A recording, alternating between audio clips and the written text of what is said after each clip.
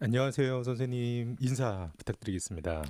안녕하세요. 입시 전문가 송희석입니다. 청취자 여러분, 늦었지만 새해 복 많이 받으시기 바랍니다. 예, 감사합니다, 선생님. 저한테도 주시는 거죠? 예, 새해 복 많이 받으십시오. 예, 감사합니다. 그 지난주까지 해서 사실은 정시 지원이 마무리가 됐잖아요. 그래서 혹시 좀 청취자분들께서 들으셔서 좀 도움이 될 만한 이런 소개해 주실 게 있을까요? 도움이 되기보다는 올해 정시는 전년도처럼 참 어려웠다라는 게 개인적인 소감입니다. 예, 이제 특히 서울대가 좀 일찍 마감되었는데 예, 예상보다 경쟁률이 굉장히 낮았고 낮았죠. 예, 그로 인한 변수도 고려를 해야 되겠고 예, 거기에 실제 결과가 국어 표점이 높았고 예, 수학은 또 예년과 비슷하거나 약간 다르기 예. 때문에 또 국어를 잘 보고 수업 못 본 아이들 예. 또 국어는 못 보고 수학은 잘 본 본 아이들이 아이들. 또 유불리 거기에 또 영어 탐구, 등급 또 영어 등급에. 유불리이기 때문에 예, 좀 올해는 참 너무 힘들었다라는 게 개인적인 소감입니다. 예. 다른 분들도 아마 많이 힘들지 않았을까. 사실 그런 점들이 저희가 오늘 내일 방송하는 이제 고3 되는 학생들한테도 시사하는 바가 좀 있잖아요, 선생님. 그렇죠. 뭐 이따 추후에 얘기하겠지만 예, 예. 역시 또 그 참 어렵지 않을까라는 생각을 개인적으로 하고 있습니다. 예. 그 사실 수시에서 많은 학교들이 학종에서 이제 수능 최저 조건을 많이 폐지해 가고 있잖아요. 그래서 그 역시 수능의 영향력이 적기는 하지만은 정시나 수시 최저 이런 부분을 본다면 저는 영어가 역시 화두가 아닌가 이런 생각이 들더라고요. 그럴 수도 있고요. 예. 그리고 뭐 이따 추후 또 설명하겠지만 모집 예, 예. 인원의 변화가 또 아. 올해는 좀 많이 일어나기 때문에 그렇군요. 예. 그 부분에 대해서 전략을 좀 다시 세울 필요도 음. 있습니다. 예. 자, 지금 모집 인원의 변화 말씀해 주셨는데 전체 대학들의 전형마다의 어떤 그 말씀하신 선발 인원 어떤 방식으로 바뀌어 가나요, 선생님? 일단 2019학년도와 2020학년도의 큰 변화는 겉으로 보기에는 없습니다. 아, 외형상으로는 변화가 크지 않은 것처럼. 네, 전형 유형 자체는 결국은 뭐 수시 같은 경우에는 교과 전형, 예. 그다음 학생부 종합 전형, 그다음에 논술 전형, 실기 전형으로 보통 나누게 되어 있고 예. 정시 역시도 수능 혹은 실기로 대다수가 구성되어 있습니다. 예. 이 틀은 몇 년 전부터 계속 유지되어 있는 것이고 예. 인원도 보면 학생부 교과 같은 경우에는 수시에서 1%만 증가했고 예. 학생부 종합도 0.3%, 예. 다만 논술이 0.3% 내려갔고 정시 같은 경우에는 0.8%, 0.2% 내려갔는데 현실적으로 봤을 때는 이거는 세부적으로 봐야 되기 때문에 전체적인 인원의 모든 대학을 기준으로 보면 예. 인원수 자체는 그렇게 막 엄청난 변화가 없다. 없었다. 예전에는 학생부 예. 종합 전형이 막 급격하게 이제 예. 늘어났고 정시가 급격하게 줄었다면 2019와 2020은 전체적인 인원 기준으로는 큰 차이는 없다고 봅니다. 아, 과거에는 인원의 증감의 속도가 빨랐으나 현재는 그 정도의 속도가 아니고 거의 속도 변화를 못 느껴질 것이다. 네, 전체적인 예. 모집 인원을 보면 그렇습니다. 예, 예. 선생님, 근데 이 증감되고 있는 것이 그 여전히 현재까지의 추이고 경향이라고 이야기할 수는 있는 거죠. 네, 그렇습니다. 예, 예. 그 교과 전형도 전국 대학으로 보면 꾸준히 늘려가고 있고 종합 전형도 역시 늘려가고 있고 논술은 오히려 조금씩 소폭 축소하고 있고 정시도 축소하는 이런 경향이 그래도 올해도 유지되고 있는 건가 봐요.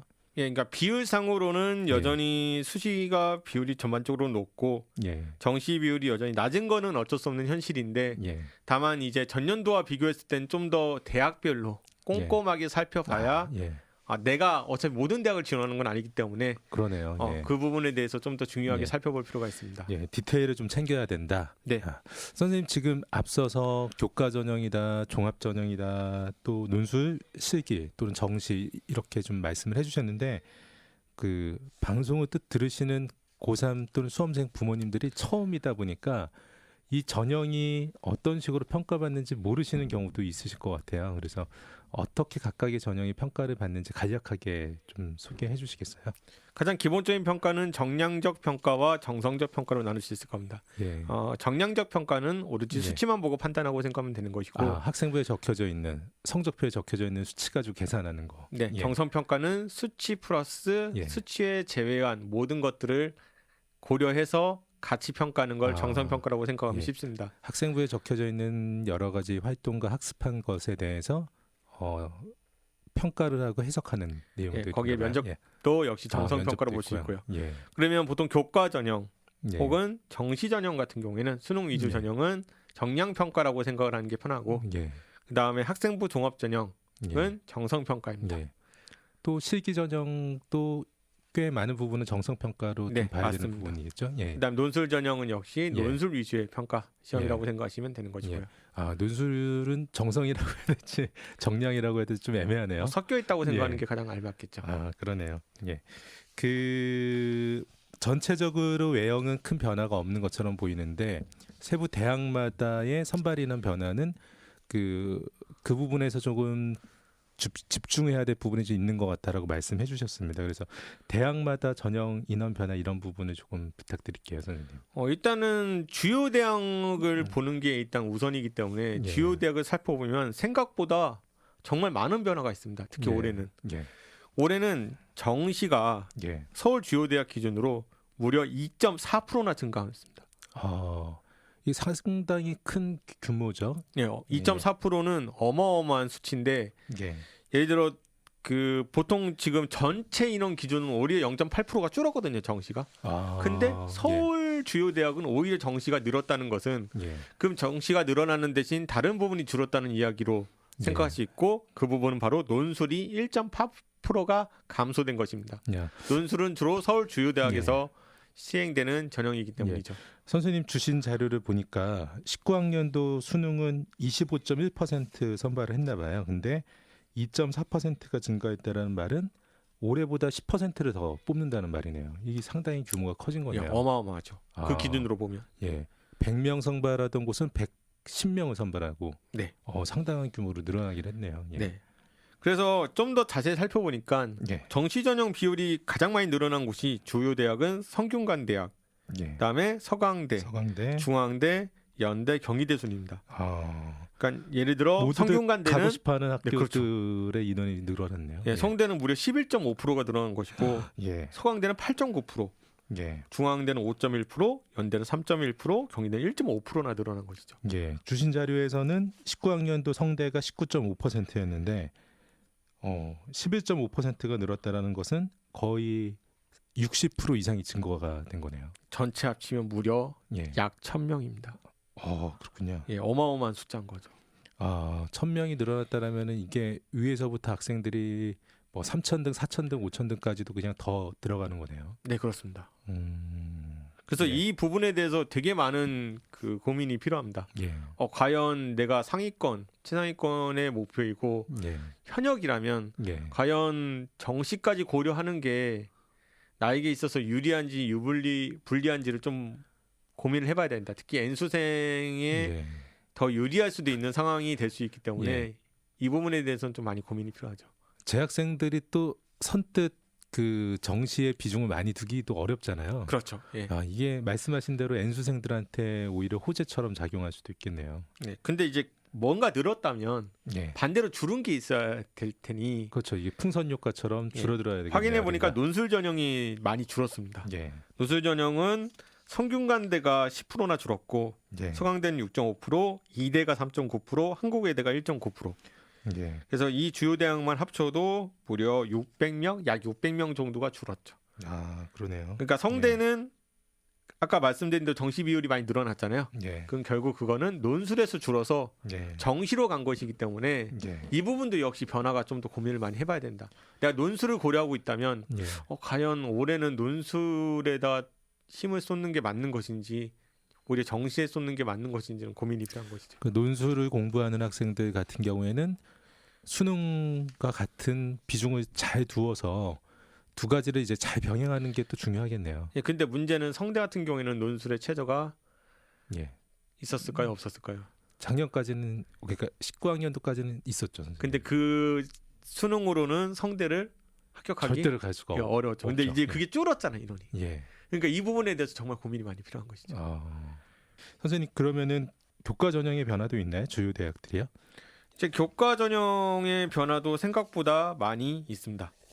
대표적인 케이스는 바로 고려대 학추원이죠. 예. 이제 예전에는 1단계가 100%였습니다. 성적만으로. 예. 2단계는 면접이 100%였죠. 예. 그래서 1단계만 통과하면 2단계는 면접만 잘 보면 예. 된다라는 인식이 굉장히 강했었는데 2020학년도부터는 1단계가 50%, 예. 1단계가 100%, 예. 그다음에 이제 2단계가 면접이 50%로 바뀐 겁니다. 그다음에 그 나머지 50%는 성적이 50%가 들어간 거죠. 2단계 평가가 바뀌었네요. 네, 그러면 교과 성적의 영향력은 증가한 거거든요. 면접의 영향력은 상대적으로 감소하게 된 것이고. 예. 그래서 과연 1단계 3배수까지 뽑기 때문에 이 부분에 대해서도 과연 전략적으로 이제 어떻게 접근하냐라는 부분에 대해서 좀 고민이 많이 필요합니다. 사실 근데 그 대학들이 밝히고 있지 않은 거는 면접을 50% 하겠다고 하시지만은 그 50% 안에 실제 점수를 50%를 다 주고 있는지 기본 점수가 어느 정도가 되는지 이게 또 다르잖아요. 그것도 공개를 안 하고 있기 예. 때문에 알 수는 없지만 일단 그러니까 올해 2019학년도 같은 경우에는 3배수가 안 되는 모집단위가 꽤 있었죠. 그렇기 때문에 이 변수가 2018학년도에도 있었거든요. 처음 생겼을 때도. 그러니까 올해도 과연 이런 거와 상관없이 1,000원에 몰리는 학생이 더 줄어들겠네요. 이어질지 안 이어질지는 역시 고민이 좀 필요할 것 같습니다. 문과 추천 2 같은 경우에는 오히려 어문 계열이 구멍이 났었던 것 같은 것처럼 오히려 1에서 2로 지원하는 학생들이 늘어날 가능성도 있겠네요. 네, 그렇습니다. 예. 자, 종합 전형에서의 간단한 그 인원 변화가 있나요, 선생님?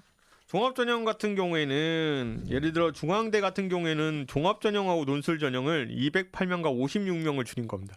많이 줄었네요. 중대가. 그거를 어디 늘렸냐면 정시 전형으로 선발하게 된 거죠.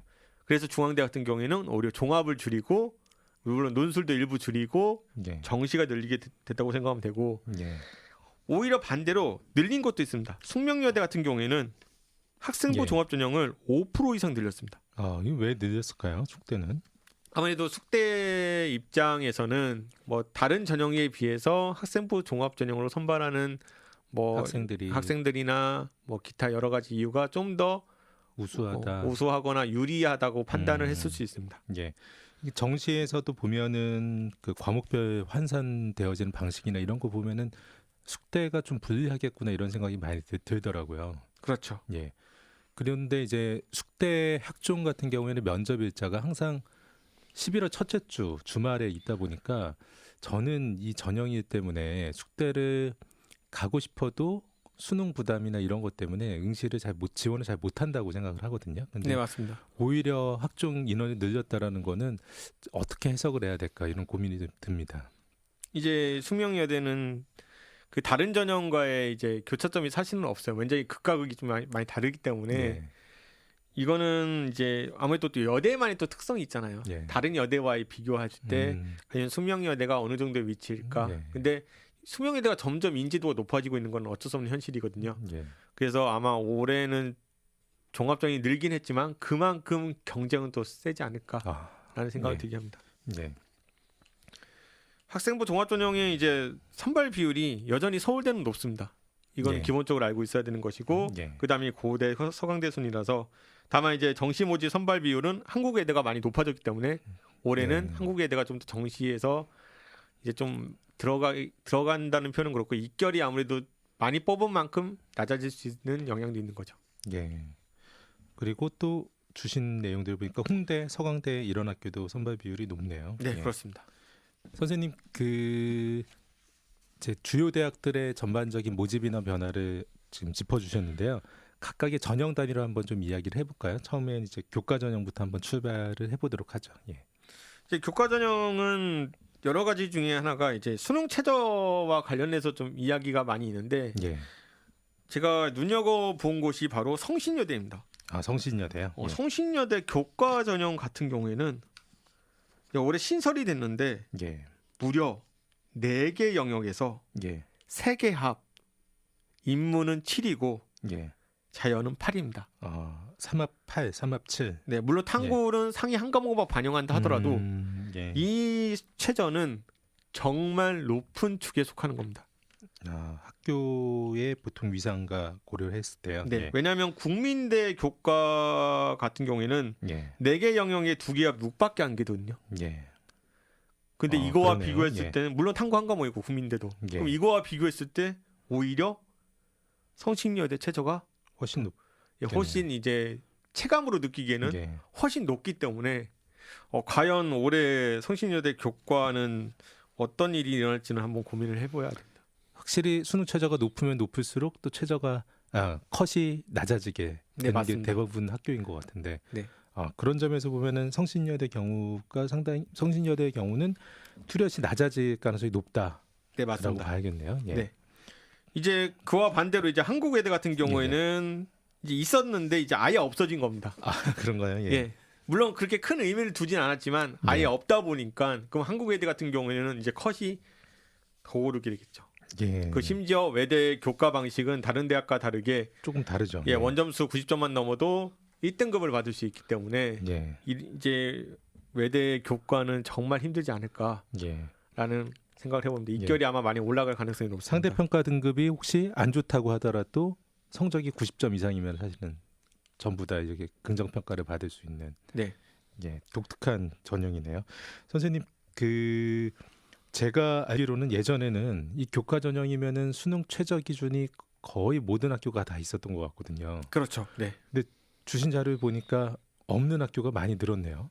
네, 없는 학교도 많이 늘었고 예. 혹은 완화된 학교도 있고요. 예, 완화된 부분도 확실히 많네요. 네. 그러니까 예전 네. 같은 경우에는 좀 높았다가 숙명여대 같은 경우에는 이제 2개 합 4로 예, 탕구 한 과목만 맞추면 탕구 한 과목만 해도 되기 때문에 예, 2개 합 4는 이제 생각보다 좀 예. 쉽게 가능성이 많아진 것이고 영어 2 탐구 중에서 하나 2 이런 식으로 맞춰도 탕구 맞춰지는 잘하는 거네요. 애들은 탕구 1에 예, 영어 3이어도 예, 그래도 되고요. 숙대를 목표할 만한 학생들에게는 이 교과의 최저가 그래도 다른 학교보다 부담이 적게 되겠네요. 서울여대도 더 편했습니다. 예를 예. 들어 뭐 4개 영역에서 2개 합 7, 예. 탕구 한 과목. 만약 영어를 포함하면 2개 합 5로. 오, 오히려 예. 더 좀 낮아진 거죠. 영어를 서울여대 같은 경우는 1등급을 받으면은 다른 과목에서 그냥 4만 받으면 되네요. 4등급 받으면 되는 거죠. 예. 영어를 잘하는 아이들한테 유리할 수도 있고. 예. 선생님 이번에는 그 학생부 종합전형에서의 대학마다의 변화 짚어주시죠. 예. 제 종합전형 같은 경우에는 이제 수능 최저가 있는 경우가 있고 없는 경우인데 대다수는 없습니다. 예. 근데 올해 연세대의 모든 전형에 수능 최저를 폐지했습니다. 수시 모집의 모든 전형에 수능 최저를 폐지했다 연대. 네, 그만큼 이제는 수능에 부담이 없이 예. 많이 지원해라라는 의미로 받아들일 수 있는 것이고요. 기존에 있었던 것이 논술 전형에서도 있었고 네. 활동 우수형에 네. 있었잖아요. 그러면은 활동 우수와 그 논술의 변화가 있겠네요. 아무래도 예. 최저가 없으니까 예. 입결은 올라갈 가능성이 매우 매우 높죠. 네. 연대 활동 우수형이 사실은 2배수에서 그 동점자까지 고려하면 최대 2.5배수 면접 보는 것으로 알려져 있는데 수능 최저를 미충족하는 학생들이 그 안에서도 많아서 사실은 그 이탈자까지 고려하면은 거의 전원 합격하다시피 했다라고 전형이 알려져 있었잖아요. 그러면은 이제 이 연대 활동 우수형에서도 면접 대상이 됐지만은 수능이 없기 때문에 불합하는 학생들이 많이 나타나게 되겠네요. 아무래도 이제 정말 그 배수 안에 들었어도 그 예. 배수가 이제 실질적인 경쟁률이라고 봐야 되는 것이죠. 그 배수 그대로 실질 네. 경쟁률이니까. 예. 네. 이제는 오히려 뭐 통과해서 면접을 봤다고 해도 전혀 안심할 수 없는. 예. 면접 준비를 잘해야겠네요. 연대는. 네. 면접도 준비 잘해야겠지만 아마 이제 많이 몰릴 겁니다. 연대. 네. 아, 거기에 이제 서강대 역시도 마찬가지로 수능 최저를 폐지했습니다. 예. 학생부 종합전형에서 폐지했기 때문에 네. 이런 케이스 같은 경우에는 역시 아마 제출 여부가 수능을 결정되겠네요. 못 보면 다 몰리지 않을까. 예. 수능 최저가 없기 때문에. 그래서 제출자들이 더 많이 늘어나겠네요. 이쪽에는. 그 학종에서의 변화가 많죠, 선생님. 네, 여러 이화여대 대학들이. 같은 경우에는 수능 최저가 오히려 또 강화됐습니다. 예. 이런 케이스 같은 경우에는 인문 같은 경우에는 세계합이 5거든요. 예. 그 다음에 자연만 해도 세계합 6, 예. 의대는 4개합 5, 예. 스크랜트는 또 세계합 4, 세계합 5면 인문과 자연 같은 경우에 예. 이런 경우에는 생각보다 또 수능 최저 충족률이 낮아지지 않을까. 예. 그만큼 내가 수능에서 최저를 맞출 수 있다면 좀 더 적극적인 고려를 해볼 수도 있는 것이고. 이대 미래 인재는 면접 일자가 매우 중요하겠네요. 예. 예. 재작년에는 또 면접이 있었다가 수능 후에 면접이 있었다가 작년에는 면접이 없어가지고서 학생들이 이거 지원을 해야 될지 말아야 될지 고민이 많았던데 올해는 이렇게 최저까지 높아지는데 면접이 없으면은 그 우수한 학생들은 또 기피하는 전형이 될 수도 있겠습니다. 예. 네, 맞습니다. 왜냐면 무섭거든요. 예. 내가 과연 수능에서 어떤 결과를 나올지 아, 모르니까 불확실성의 원리 때문에 예. 과연 이게 내가 될까라는 생각에 경쟁률도 아마 영향을 미치지 않을까라는 생각을 듭니다. 경쟁률에도 실제 영향을 미치고 이거 잘 지켜보시다가 면접 일자나 면접 유무에 의해서 부모님들 아이들이 지원했을 때 상당히 꿀이 될 수도 있는 전형이겠네요. 네. 예. 또 다른 학교들 변화. 서강대 짚어주시겠어요? 같은 경우에는 일반형을 이제 전형명이 받친 거죠. 학업형이라고. 일반형은 학업형으로. 자기주도형은 종합형으로. 예. 그다음에 성균관대도 성균 인재는 계열 모집, 글로벌 인재를 학과 모집으로 전형만 변경은 됐습니다. 그러니까 성균관대 계열 모집 전형, 성균관대 학과 모집 전형 이렇게 하면은 그냥 직관적으로 이해가 이제 되시겠네요. 그렇죠. 네. 네. 그다음에 한양대는 이제 올해 같은 경우에는 경영학부에서 자연계열을 뽑았거든요. 예. 근데 이걸 확장해서 경제금융 모집 단위에서도 이제 자연계열 5명씩 선발하면 와우. 예. 이과생 중에 좀 이 부분에 관심 있는 학생들은 예. 또 고려돼 볼 수 있다라는 걸 말씀드립니다. 그 처음에 이게 열린 다음에도 그 시선을 많이 받지는 못했죠, 선생님. 그렇죠. 예. 왜냐하면 아무래도 문과 계열이니까. 예.